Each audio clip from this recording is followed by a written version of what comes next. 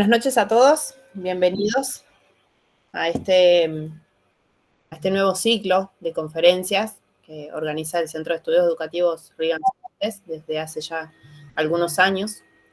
Esta es la primera charla dentro del ciclo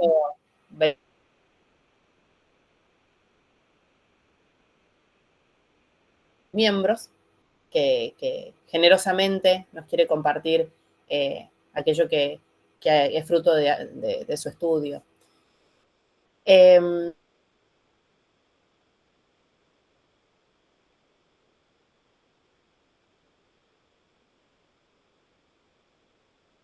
Niñas.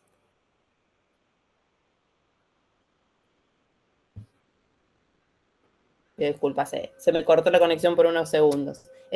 Línea junto con la investigación, junto con la publicación. Entonces, agradecemos su presencia, esperamos que sea de mucho provecho. Y como siempre hacemos, vamos a iniciar con una oración a San José, nuestro patriarca, patrono de la Iglesia, y a él encomendamos también toda la obra que realizamos. La oración la voy a decir yo en voz alta y cada uno en sus hogares con el micrófono apagado, por favor, la puede ir repitiendo conmigo.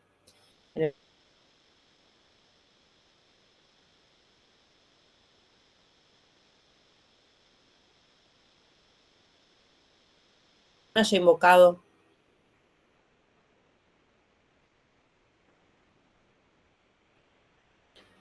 vuestra protección e implorado vuestro auxilio sin haber sido consolado. Lleno pues de confianza en vuestro poder, ya que ejercisteis con Jesús el cargo de Padre, vengo a vuestra presencia y me encomiendo a vos con todo fervor. No desechéis mis súplicas, antes bien acogedlas propicio y dignaos acceder a ellas piadosamente. Amén.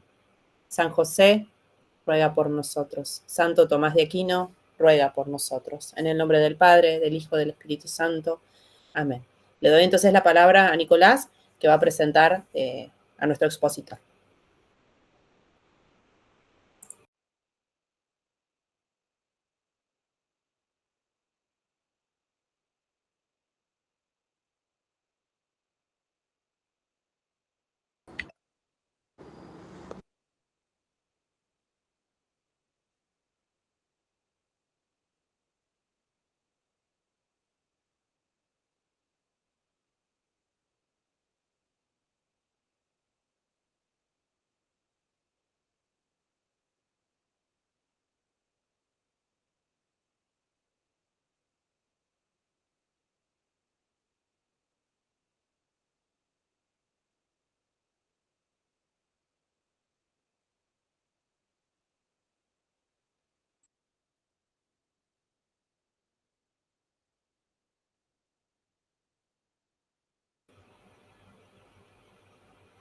Nicolás, tenés el micrófono apagado. Bien, tuve un corte, mil disculpas. Bien, Diego Ramírez es profesor y licenciado en filosofía. Ha participado como expositor en diversos congresos académicos y ha publicado artículos en revistas especializadas. Actualmente se desempeña como docente en nivel superior, dictando cátedra en distintas áreas sistemáticas de la filosofía.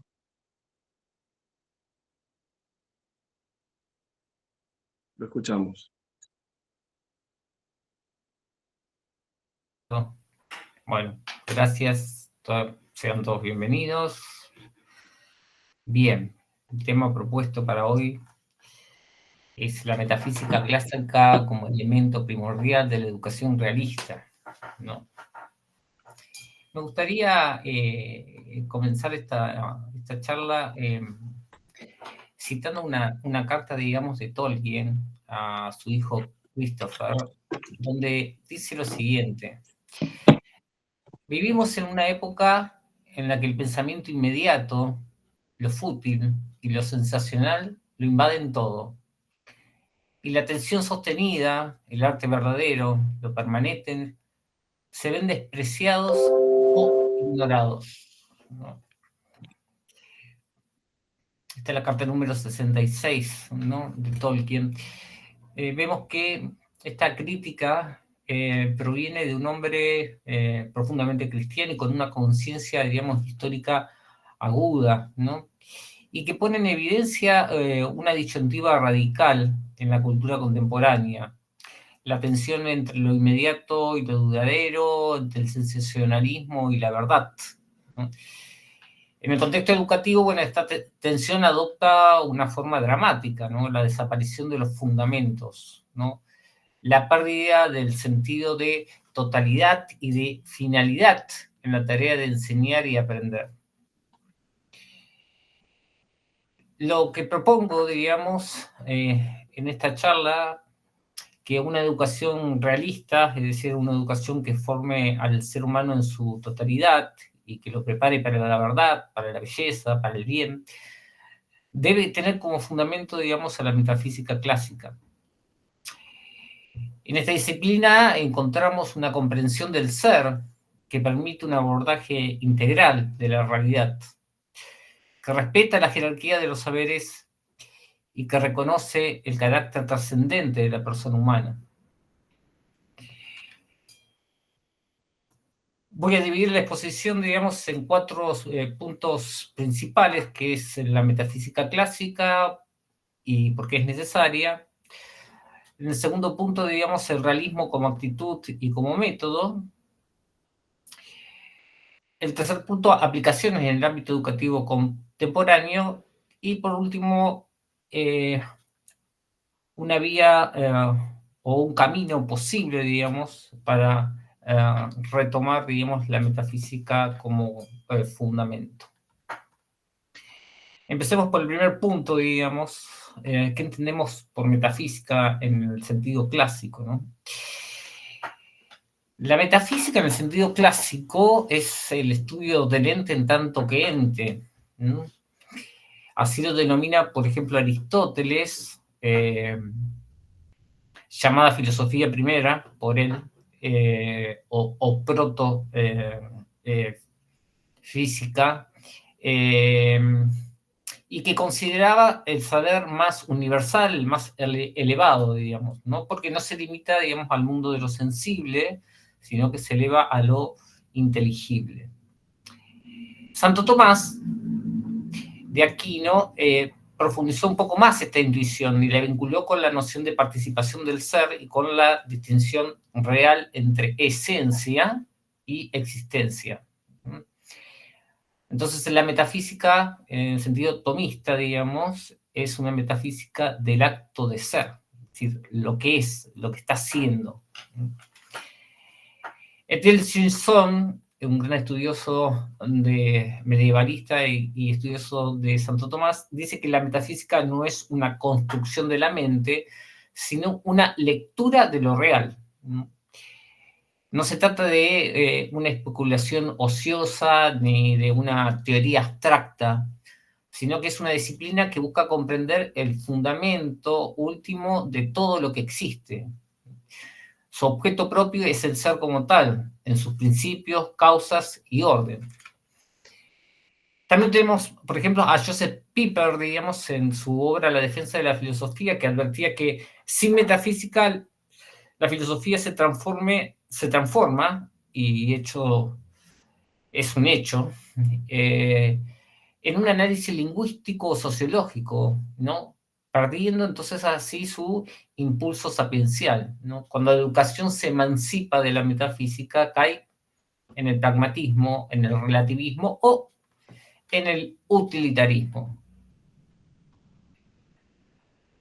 Nuestro querido Benedicto XVI señalaba con gran lucidez, ¿no? Allí donde se pierde la capacidad de acceder a la verdad objetiva, también se rompe la posibilidad de una educación auténtica, pues educar es introducir a la verdad.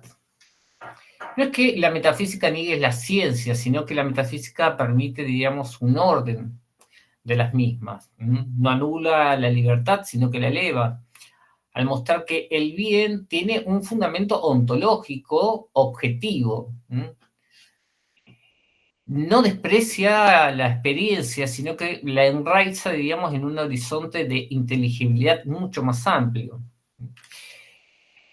Por eso desde la metafísica aristotélica tomista, digamos, el educando no es solamente un sujeto pasivo que recibe conocimientos, sino es un ente en camino hacia la perfección, hacia su perfección. La educación en esta perspectiva no se reduce a una transmisión externa de saberes, sino que implica el despliegue de potencias intrínsecas orientadas hacia el acto.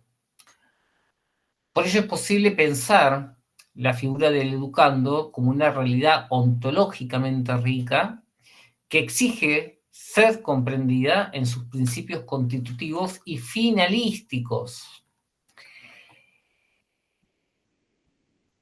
Para Santo Tomás, todo lo que es, en cuanto que es, participa del ser. El educando es, en primer lugar, un ente, tiene una existencia, está en el mundo, está en camino de actualización. Como tal, posee una naturaleza racional, lo que lo distingue entre los otros seres vivientes. Esta racionalidad le permite ser sujeto de educación, de la reflexión, del aprendizaje, de la elección libre, características que son esenciales dentro del proceso educativo. Desde Santo Tomás, el educando es una persona, y esto implica que es un subsistente con una naturaleza racional. Por lo tanto, toda educación es un acto que afecta al ser personal y tiene una dignidad ontológica que impide reducirlo a un objeto, digamos, de manipulación o moldeamiento teórico. El educando, digamos, desde esta perspectiva, digamos, es una sustancia compuesta de materia y forma, según el heliofismo aristotélico. Esta doctrina indica que todo ser natural está constituido por una materia, lo que cambia, se desarrolla, que puede ser educado físicamente, y una forma, el principio de inteligibilidad y perfección, lo que hace que sea lo que es. En el caso del educando, su forma sustancial es el alma racional, lo cual no solo vivifica el cuerpo, sino también es principio de conocimiento, voluntad y libertad. Por lo tanto, educar al educando es tocar esta realidad unificada y profunda, no una parte aislada del cuerpo, la mente o el afecto, sino su integridad personal. Uno de los núcleos de la metafísica aristotélica tomista es la distinción entre el acto y la potencia. El educando es un ser en potencia respecto a muchos actos, lo cual fundamenta la posibilidad misma de la educación. Educar consiste entonces en una buena medida en actualizar las potencias del educando, su capacidad de conocer, de juzgar con verdad, de amar con rectitud, de orar con libertad orientada al bien. Esta actualización, por supuesto, que exige tiempo, exige acompañamiento, una guía prudente del educador que actúa como causa instrumental del crecimiento del estudiante, mientras que la causa principal es el propio ser racional del educando, que se autodetermina con libertad. Dentro de esta concepción metafísica, la teleología, la finalidad, es central. Todo ente tiende a un fin, y el fin del ser humano es la plenitud de su ser según su naturaleza racional. El conocimiento de la verdad y la elección del bien que culminan en la contemplación de la verdad suprema, por supuesto, Dios. Por eso la educación no debe reducirse a un entrenamiento técnico o funcionalista. Educar al educando es orientarlo hacia su fin último, promoviendo el desarrollo integral de su ser en verdad y en virtud. El auténtico maestro no forma solo trabajadores o ciudadanos, sino personas humanas abiertas al sentido y a la trascendencia.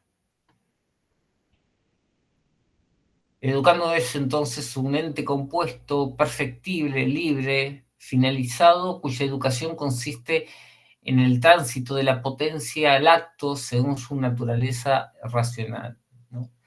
Por lo tanto, es un misterio ontológico que reclama una pedagogía fundada en el respeto de su ser, en la sabiduría del fin y en el acompañamiento prudente del maestro.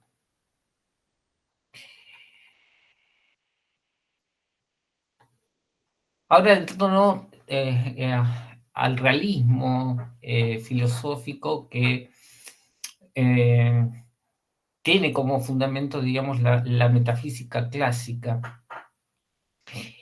El realismo es, ante todo, una actitud de humildad ante lo real. Consiste en aceptar que la realidad existe independientemente de nuestros deseos o interpretaciones y que la inteligencia humana es capaz de conocerla, aunque sea parcialmente. Fray García Vieira, en su ensayo sobre pedagogía según la mente de Santo Tomás, afirma que el fundamento verdadero de enseñar consiste en el descubrimiento progresivo de lo real, guiado por el maestro que sirve a la verdad y no a sí mismo. Esta concepción eleva a la pedagogía por encima de cualquier tipo de adoctrinamiento o incluso de manipulación emocional. Otro autor, como Cornelio Fabro, subraya que el realismo metafísico es la única alternativa válida frente al nihilismo moderno. En su estudio sobre la noción tomista de participación, explica que sin el ser como acto, el hombre queda reducido a una apariencia fugaz, sin fundamento, sin destino. Otro filósofo contemporáneo, fallecido el mes pasado, McIntyre, en su obra más conocida, Tras la virtud, ha denunciado el abandono de las tradiciones racionales como causa del caos educativo.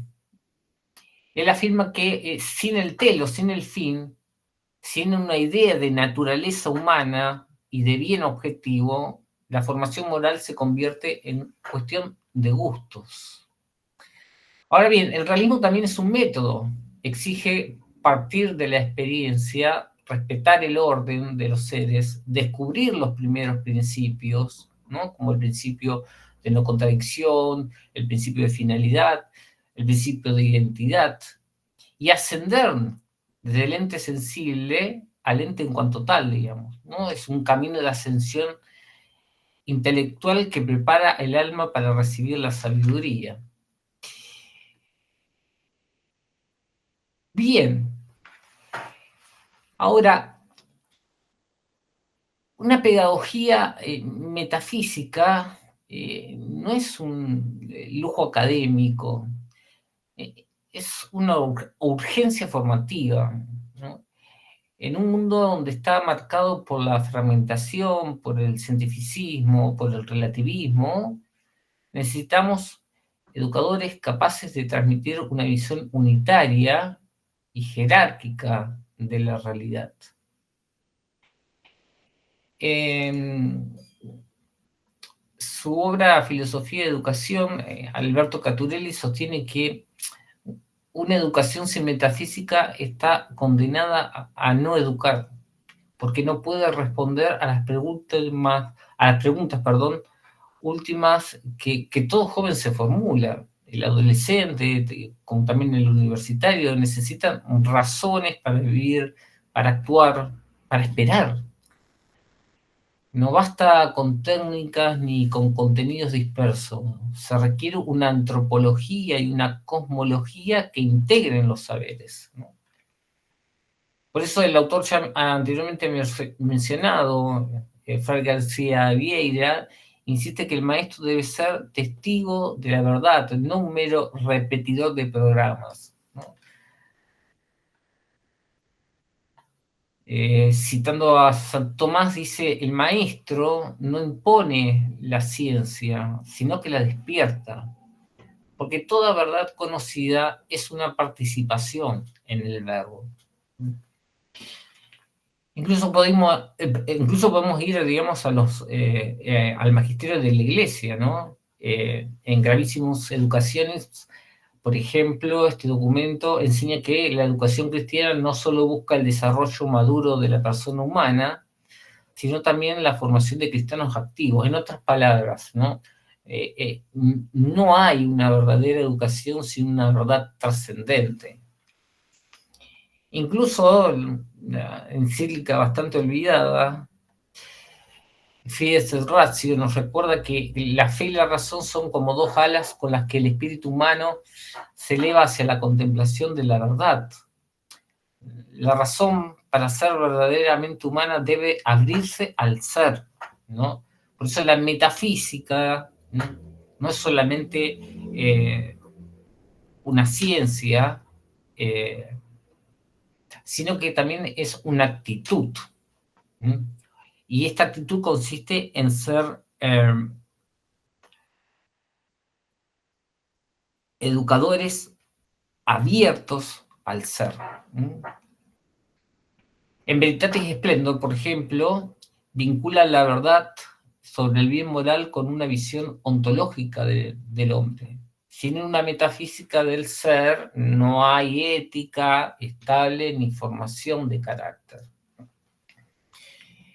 ¿Esto qué implica, digamos? Bueno, que necesitamos revalorizar la filosofía y especialmente la metafísica como una disciplina fundamental, integrar todos los saberes dentro de un horizonte sapiencial, formar en el asombro, la contemplación, la gratitud ante el ser que no es dado, no es donado, no es una construcción humana. El ser se da, se nos da. Desarrollar el pensamiento crítico desde los primeros principios, ¿no? Por eso es importante recuperar la noción de naturaleza humana como fundamento de la educación. Por eso, en este sentido, la crisis educativa contemporánea a la que asistimos no es solo metodológica o institucional, ¿no? Es una crisis de raíz ontológica, ¿no? Y la crisis, en términos metafísicos, es lo que decía, parafraseándolo un poco a Martin Heidegger, hemos olvidado el ser, ¿no? Hemos sustituido el amor a la verdad por la eficacia, la belleza por el impacto, la contemplación por la producción, ¿no? Por eso, regresar a la metafísica no es un gesto nostálgico, ¿no? Sino más que nada es un acto profético, ¿no? Es asumir que la educación no puede prescindir de una visión verdadera del hombre, del mundo y de Dios, que son temas centrales de la metafísica clásica y de la filosofía clásica, ¿no? Es reconocer que la verdad libera, que el bien atrae, que el ser se comunica. En palabras de Romano Guardini, educar no es formar técnicos ni especialistas, sino ayudar al hombre a ser hombre. Y eso, bueno, es posible cuando se parte del ser. Y se orienta este ser que somos cada uno de nosotros hacia el ser supremo por excelencia.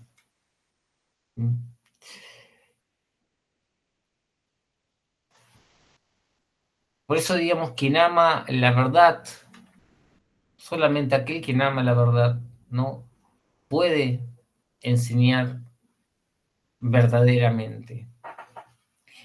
Ahora bien, ¿cómo podemos recuperar la metafísica dentro de el ámbito educativo, ¿no? Uno podría pensar, digamos, que es competencia solamente de aquellos, digamos, que se dedican a la filosofía. Yo diría que no, ¿no? Es competencia, digamos, de todo educador, ¿no? Que por supuesto que tiene que ser formado, digamos, en la metafísica. Pero no es que tenga que obtener un título de profesor de filosofía, licenciado, doctor, lo que sea. Yo creo que un camino viable es esto que sostiene mi querido amigo y maestro, el doctor Eduardo Segura, un especialista, digamos, en el pensamiento de Tolkien, un estudioso de la lengua española, y él nos habla de la pedagogía del mirar, ¿no? Esta pedagogía, digamos, del mirar, creo que sintetiza unas de las intuiciones más profundas y originales, me parece, de Eduardo Segura, ¿no? Que es, para mí, digamos, un camino que podemos realizar todos aquellos que nos dedicamos a la educación. ¿Qué es lo que nos dice? Bueno, en principio es que una pedagogía del mirar comienza no en el hablar ni en el hacer, sino en el ver, ¿no? Una educación de la mirada que permite acceder a la verdad, a la belleza, al bien, como realidades vivas y fundantes. En tiempos donde, bueno, la educación parece reducirse al rendimiento técnico o a la mera transmisión de contenidos, la pedagogía del mirar aparece como un acto subversivo, una invitación a detenerse, a contemplar y ser transformado por aquello que se ve.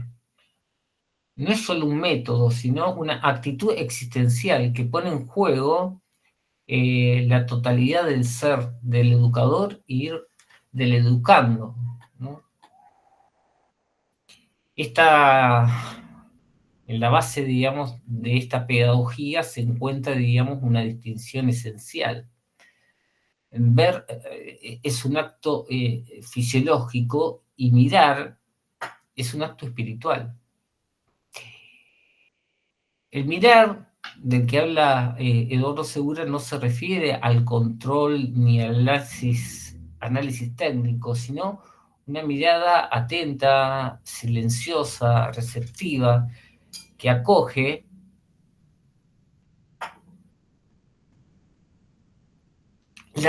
lo real, tal como se presenta.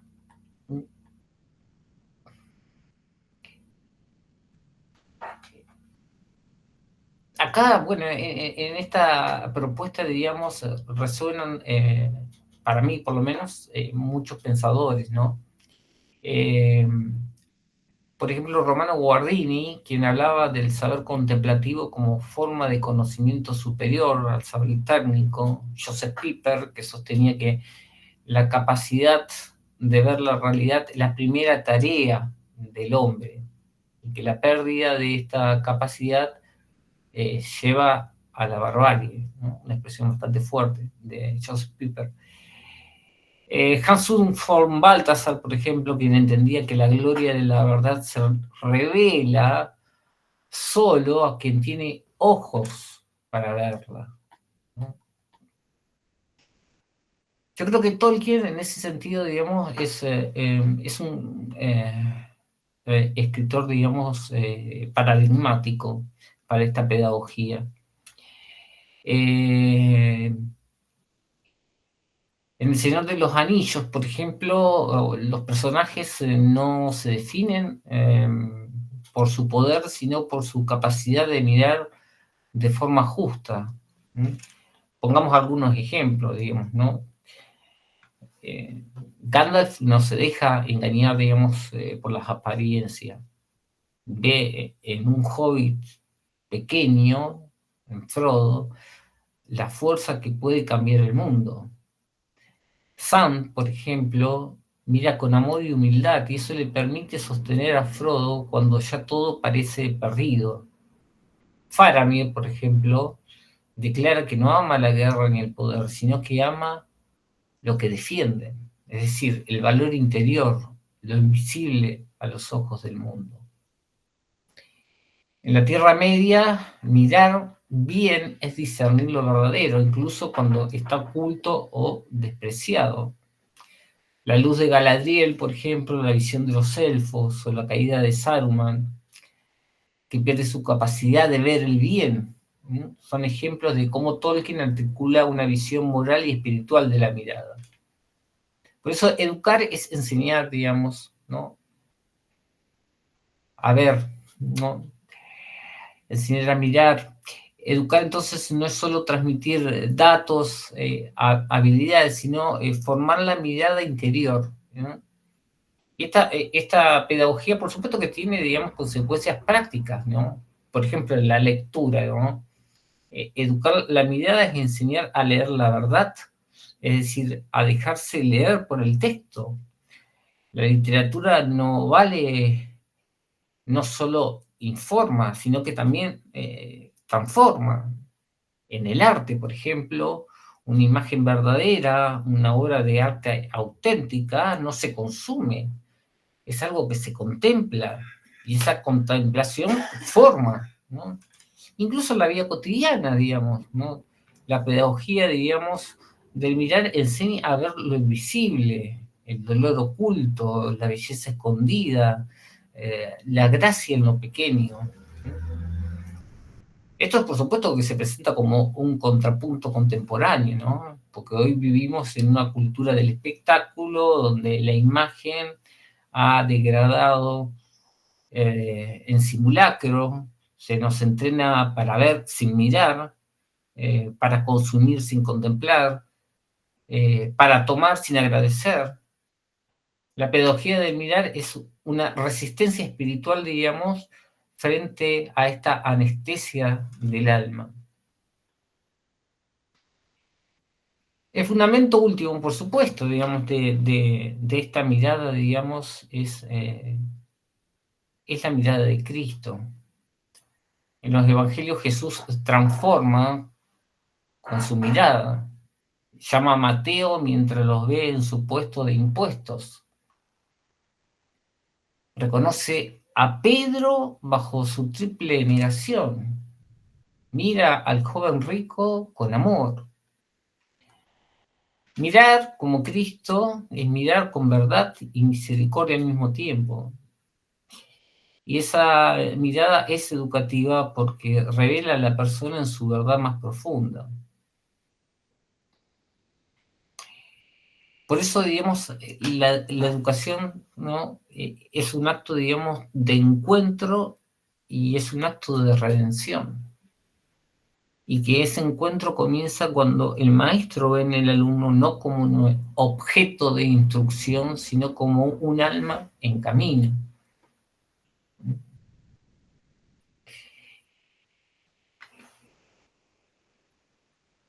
Algunos puntos que nos pueden ayudar, digamos, en el aula, ¿no? Tratar, aunque es bastante difícil a veces en los momentos que vivimos, tratar de recuperar el silencio, ¿no? Que es necesario para la mirada, ¿no? Tratar de elegir lecturas o experiencias que formen la moral y la estética de los estudiantes. Enseñar a ver lo esencial, no solo lo útil. Y cultivar, digamos, la esperanza, ¿no? Que es una forma de mirar más allá, digamos, del mal, ¿no? De todos los tiempos que estamos viviendo, ¿no?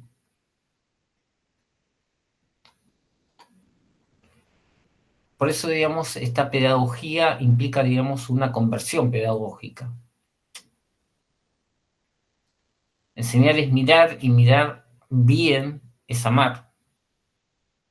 Por eso solo quien ha sido mirado con amor puede aprender a mirar así, ¿no? Entonces, no recuerdo, digamos, una frase del Principito, ¿no? Lo esencial es invisible a los ojos, ¿no?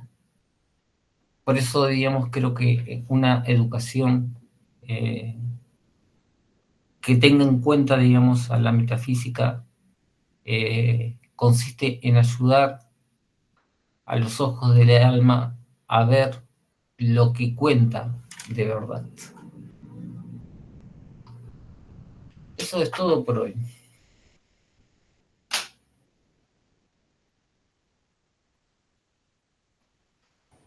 Muchas gracias.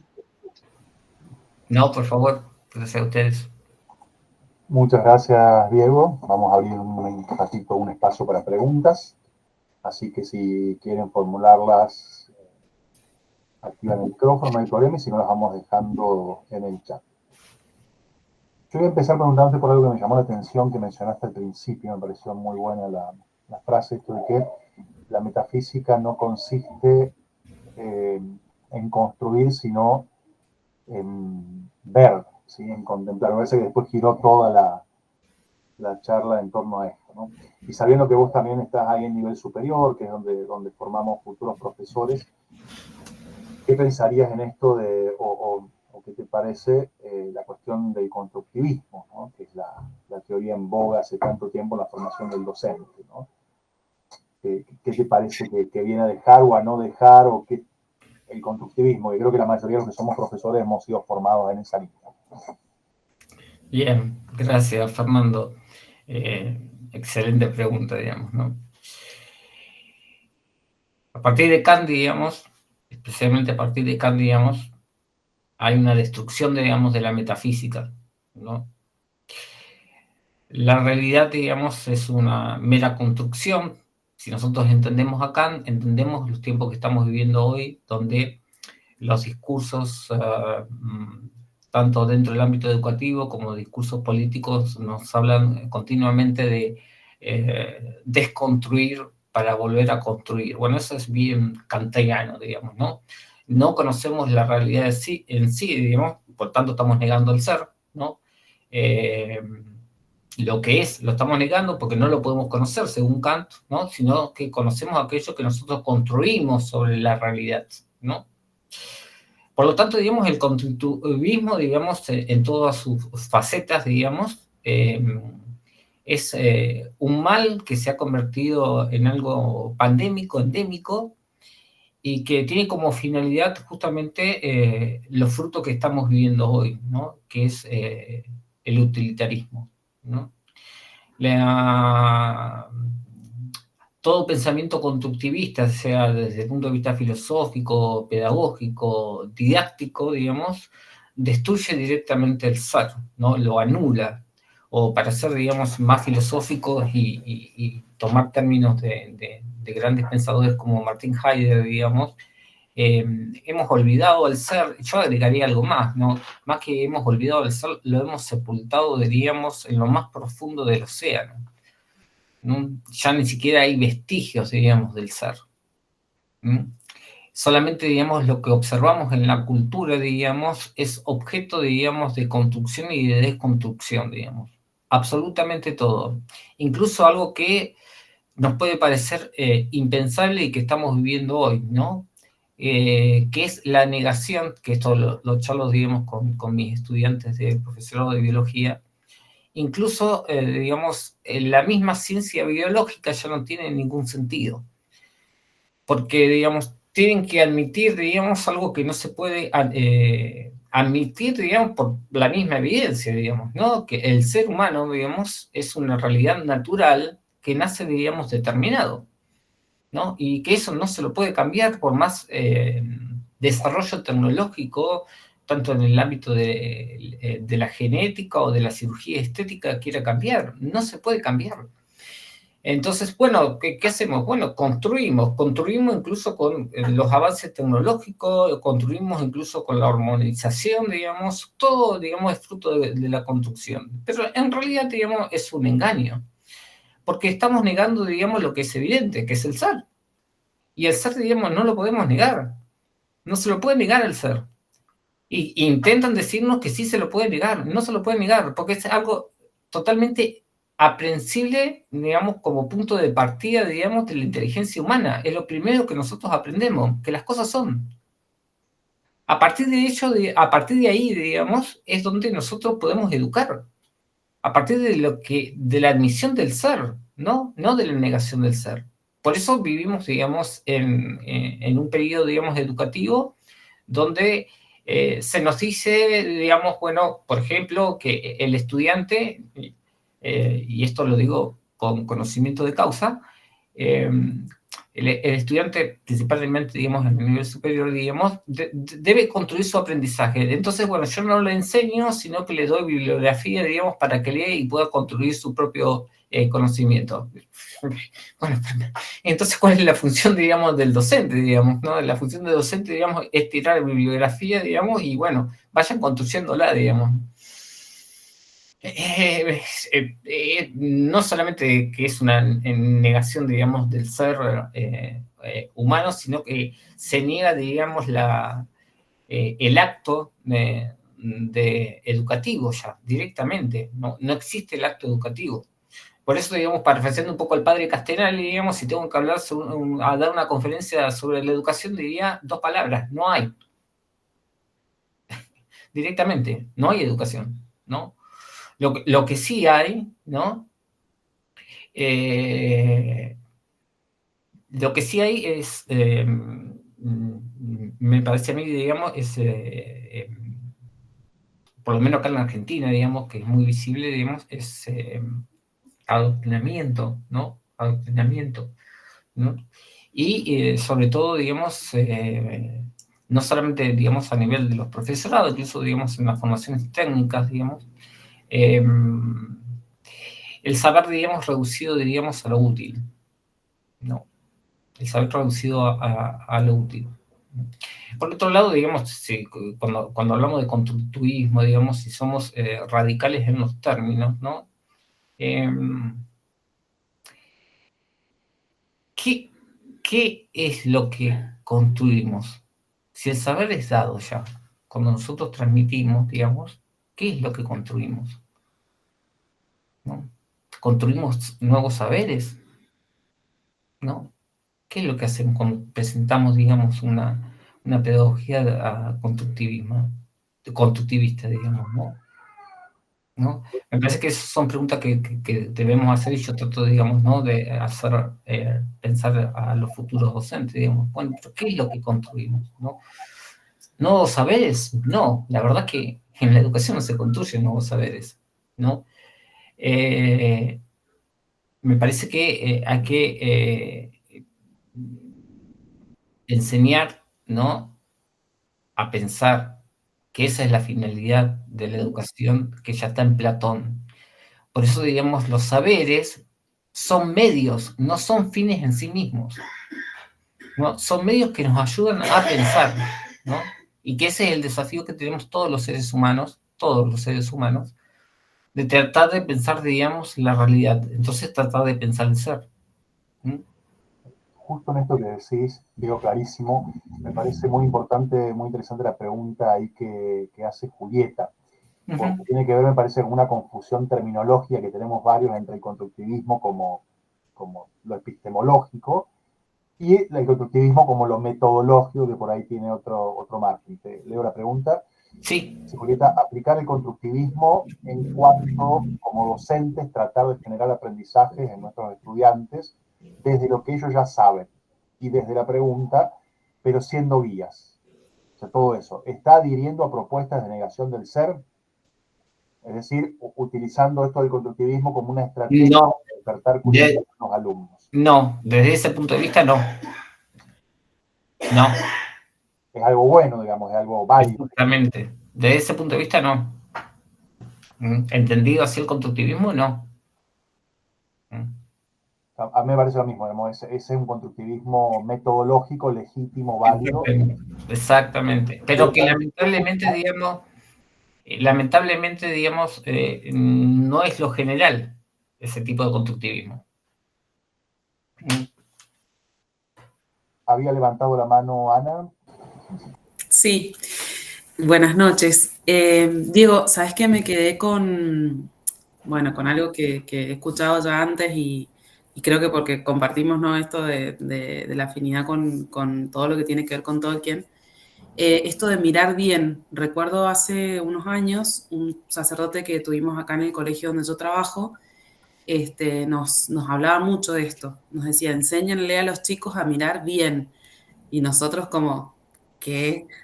Entonces digo, bueno, ¿qué aportes podemos hacer teniendo en cuenta esto que decías hace un rato también del tema de, bueno, cómo se va guiando, entre comillas, el pensamiento, lamentablemente, ¿no?, de los chicos desde muy chiquitos, con las redes, con los contenidos, los contenidos bueno, a los que acceden?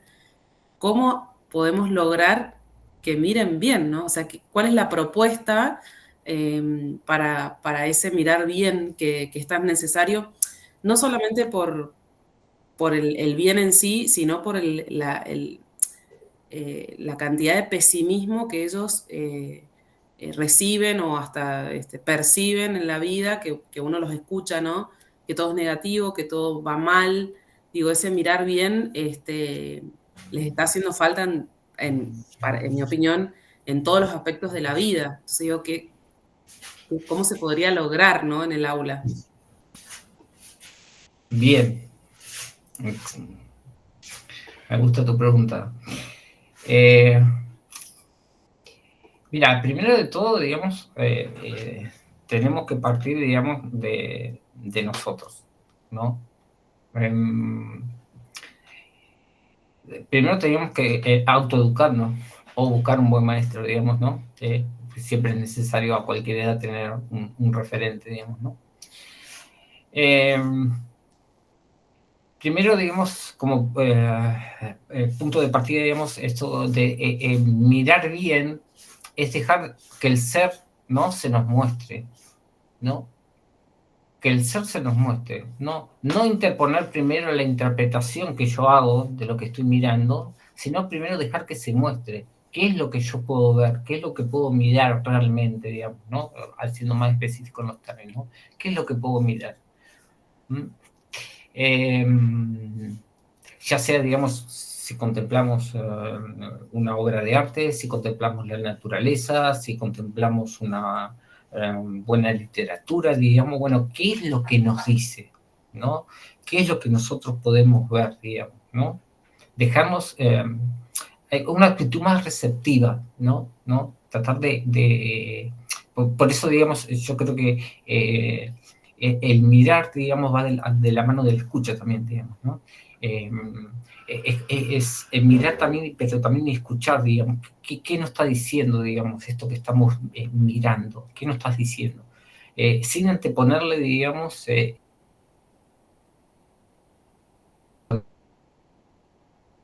nada, digamos, que pueda, digamos, obstaculizar, digamos, el mirar, ¿no? Exactamente, ¿no? Justamente hay prejuicios, ¿no? Dogmatismos incluso, que se nos ponen como en un muro ante el objeto que quiero contemplar, digamos, y termino contemplando, digamos, y termino cayendo, digamos, en esto que decía Nietzsche, digamos, ¿no? No existe, digamos, la realidad, sino solamente interpretaciones, ¿no? Y bueno, terminamos cayendo en eso, ¿no? En interpretaciones, y no dejamos que el ser, digamos, volviendo al sentido etimológico de la palabra verdad, ¿no? El sentido griego, de aletheia, desocultar. Dejemos que el ser se desoculte ante nuestra mirada. Una vez que yo aprendo eso, de que no es una tarea fácil, no es una tarea fácil para nada, que es una tarea fácil, digamos, eso lo puedo, digamos, transmitir, digamos, a mis estudiantes, ¿no? Que tampoco va a ser una tarea fácil, no es de un día para otro o de un año, digamos. Porque, ¿qué implica, digamos? ante esta sociedad, digamos, con una gran patología psicopática y narcisista, donde primero se impone el yo, digamos, y el yo, y el yo, y el yo, digamos, y bueno, el ser, digamos, queda totalmente anulado, digamos. Bueno, lo que dije en un momento, el realismo implica, digamos, una actitud de humildad, de que yo, digamos, tengo que dejarme de lado, no anularme, ¿no? Sino anular, digamos, mi prepotencia ante el ser. Eso es terrible, digamos. Si uno se lo puede pensar, digamos, desde el punto de vista metafísico, es terrible, digamos. ¿Quién soy yo, digamos, para ser prepotente ante lo real, ante el ser que se me da gratuitamente? Entonces, tengo que, de alguna manera, silenciar mi yo, digamos, para que el alumno entienda. Por eso, desde el punto de vista metafísico, hay algo importante que se ha perdido, hemos perdido como educadores, digamos, ser causalidad ejemplar, ¿no? No solamente enseñar, digamos, yo puedo enseñar, digamos, con una cuestión, con métodos, digamos, teóricos, a mirar bien, pero puedo también enseñar a mirar con mi ejemplo, ¿no? Con mi ejemplo, ¿no? Con mis actos, con lo que yo estoy haciendo, ¿no? Me parece que eso podría ser, digamos, uno de los elementos fundamentales. Principalmente dejar que el ser se manifieste, ¿no? Que lo que yo contemplo, digamos, ver qué es lo que me dice, ¿no? Ser más receptivo, ¿no? Y no tan activo. Yo me parece, digamos, que pasa por ahí, digamos, ¿no? Esto por lo menos se ve muy bien en algo que te gusta Tolkien, digamos, ¿no? En Tolkien, digamos, ¿no? Esto se ve muy claro, digamos, ¿no? Por eso hago mi tesis en Tolkien, digamos, ¿no? Porque el ser, digamos, se muestra, se da, se manifiesta, digamos, ¿no? Aprovecho para preguntarte ahí también, Diego, justo no alcancé a escuchar cuando hablaste del concepto de pedagogía del mirar de Segura. ¿En qué obra de Segura lo podríamos buscar o rastrear eso? Mira, yo esto se lo escuché, digamos, en una conferencia, después la voy a buscar y se las voy a pasar. Se lo escuché en una conferencia, digamos, ¿no? Y después, bueno, me puse a estudiar un poco, digamos, digamos, esta propuesta, digamos, ¿no? Que me pareció muy interesante, muy interesante, digamos, ¿no? Después las obras de él, no recuerdo, digamos, si lo he leído, pero me voy a fijar, porque la verdad que no hice tiempo, digamos, de rastrearlo, digamos, en las obras de él, pero esto se lo escuché, digamos, en una conferencia, digamos, ¿no? Y me pareció, digamos, muy importante rescatarlo, digamos, para rescatar, digamos, la mirada metafísica, digamos, como camino para todos, digamos, ¿no? Me parece que... ¿Sí? Si me permitís el aporte, hay un libro que se llama La senda del anillo, Ajá. Que es de Segura, y Ahí ahí hay algunos aportes. No me animo a decir yo, digamos, si es profundo o no, pero sí es un buen recorrido el que hace, sí, hablando de la obra de Tolkien. Bueno, ese libro es recomendable para todos, no solamente para el que le guste Tolkien, digamos, ¿no? Es una obra, digamos, que nos enseña, digamos, no solamente el mundo de Tolkien, sino lo que nos aporta el mundo de Tolkien, digamos, a la vida humana, ¿no? Me parece que es muy rico ese libro, ¿no? Bueno, listo, yo me contesto. Sí, te escucho. Bueno, muchas gracias, la verdad que me encantó. Hay muchas cosas que dijiste que realmente son para seguir pensando y seguir profundizando y da para charlas nuevas, ¿no? Y seguir con esto. Hay una cosa que quisiera retomar y es esto me llamó mucho la atención esto, ¿no? De cómo se ha cambiado la verdad por la eficacia, la belleza por el impacto y la contemplación por la producción. Eso me encantó, porque es como que realmente sintetiza dónde estamos y a dónde también tenemos que volver, ¿no? Es decir, bueno, qué cosas tenemos que tratar de mejorar incluso en nuestra vida cotidiana, en nuestras prácticas como educadores, ¿no? Y por eso también esto que hablábamos recién, ¿no? O sea, a ver, yo no soy constructivista por generar preguntas y ver saberes previos y todo lo demás, porque, digamos, sino que me fundo en lo que el otro sabe para apoyarme y avanzar. pero eso no me hace netamente constructivista, y eso es importante que nosotros lo tengamos en cuenta, porque el constructivista lo que hace es absolutizar una parte de la forma en que conocemos, ¿no? Entonces, lograr el equilibrio como educadores, como seres pensantes, justamente para esto, para ser capaces de volver a contemplar y a partir de lo contemplado guiar a otro, ¿no? Hacia ese camino de ascenso que vos me explicabas tan bien hace un rato, ¿no? Entonces, de mi parte, realmente agradecerte porque son cuestiones que es importante, que es necesario volver a retomar como educadores, volver a dialogar y a poner en escena, porque es verdad que en la educación que tenemos, netamente vinculada al utilitarismo, a la producción, al relativismo, etcétera, etcétera, son cuestiones que hemos perdido de vista, ¿no? Pero que son fundamentales para poder erigir una educación que sea realmente educación. Así que, bueno, de mi parte, la verdad que agradecerte porque son cosas que tenemos que volver a pensar. Así que, bueno, muchas gracias. Es eso. Sí, yo lo último que terminaría para decir es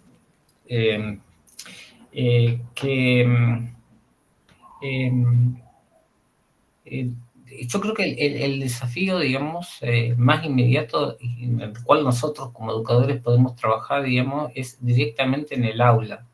No esperar, digamos, una transformación dentro de lo que es política educativa, incluso institucional, digamos, ¿no?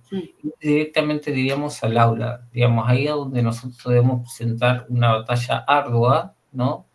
Que entendemos, digamos, que nuestros alumnos, nuestros estudiantes, digamos, pasan por muchos docentes, digamos, ¿no? Y que también hay que... y hay algo que acá me parece que no lo mencioné, digamos, pero que me parece que es relevante, digamos, sobre todo, digamos, para esto que planteaba Ana, digamos, el tema de educar en el mirar. No hay que dejar de lado, digamos, el aspecto emocional del otro, digamos, ¿no? Porque es constitutivo del ser, ¿no? Del otro. Uno de los grandes males, digamos, que como fruto, digamos, de esta patología que vivimos como cultura, como sociedad, como mundo, digamos, ¿no? Es la pérdida de la empatía, ¿no? Yo creo que sin empatía, por más que sepas incluso mirar o que tengas como fundamento, digamos, metafísico de la educación, digamos, sin la empatía no es posible, digamos, una relación entre seres, digamos, ¿no? Y hemos perdido, digamos, justamente al perder la metafísica, ¿no? Y poner, digamos, el utilitarismo por encima, digamos, del ser, digamos, ¿no? Se ha trastocado, digamos, una jerarquía ontológica que no se debería haber nunca trastocado, digamos, ¿no? Bueno, yo soy el docente, estoy acá, vos sos el estudiante, ¿no? Entonces, eso lo que ha traído como fruto maligno, ¿no? Y pernicioso, digamos, es perder, digamos, el nivel, digamos, ontológico de igualdad en tanto que somos personas, ¿no? El maestro, digamos, es un guía, ¿no? Pero también es persona y el estudiante es persona, ¿no? Entonces se ha sustituido, incluso, fíjense que se ha sustituido, y esto es no una cuestión meramente semántica, ¿no? Sino ontológica, se ha sustituido, digamos, el término persona por el término de subjetividad, ¿no? Y al desintegrar, digamos, el término persona, desintegramos la dignidad intrínseca que tiene cada ser humano, digamos, los estudiantes, ¿no? Y lo ha puesto, digamos, como objeto, digamos, incluso de manipulación de todo tipo, ¿no? Por eso esto, incluso saliendo de la filosofía, hoy las neurociencias nos dicen claramente, digamos, sin empatía no es posible el acto educativo. O sea, no pasa por una cuestión, digamos, no es que lo digo yo, que es una opinión meramente, no, son las neurociencias, digamos, que han avanzado mucho en el ámbito educativo y nos dejan bien claro, digamos, ¿no? Nada más. Sí, incluso lo podemos mirar desde el lado desde la caridad, desde el amor, ¿no? Es decir, yo porque amo al otro, quiero su bien, ¿no? Y en ese sentido, Ruiz Sánchez yo creo que mira muy bien la educación cuando dice que es auxilio, porque lo veo al otro como persona, también indigente, también falible, entonces yo que he recibido algo más, no porque sea mejor, sino porque he tenido otro recorrido, porque soy más grande, etcétera, puedo ayudar, ¿no? Entonces esta imagen de la mano que se extiende y que ayuda a ascender del docente en relación al estudiante es preciosa porque es esa humanidad, es ese encuentro que vos decís para ayudarnos, ¿no? Porque yo que quizás estoy mirando un poquito más allá, te ayudo y te llevo a que lo puedas ver, ¿no? Así que la verdad es que en ese sentido es una visión, me parece bastante completa de lo que es la educación. Así que, bueno, muchas gracias, Diego, realmente. No, por favor, gracias a ustedes. Voy a compartir ahora, si no hay más preguntas, ya les digo, nuestras redes para quienes nos están con nosotros ahora. Y bueno, agradecerles que hayan estado acá hoy en esta primera conferencia del 2025. Recuerden que todas las conferencias están en nuestro canal de YouTube, Rigans Montes, así que bueno, allí nos pueden buscar. Y también, como digo, ¿no?, en las redes. Y bueno, estamos prontos a recibir otro nuevo número de la revista Quinas, así que también, si quieren hacer sus aportes, nos pueden escribir a nuestro correo electrónico para poder hacer los escritos, enviar los escritos y también para recibir la revista en su momento. Así que bueno, muchas gracias a todos y buenas noches.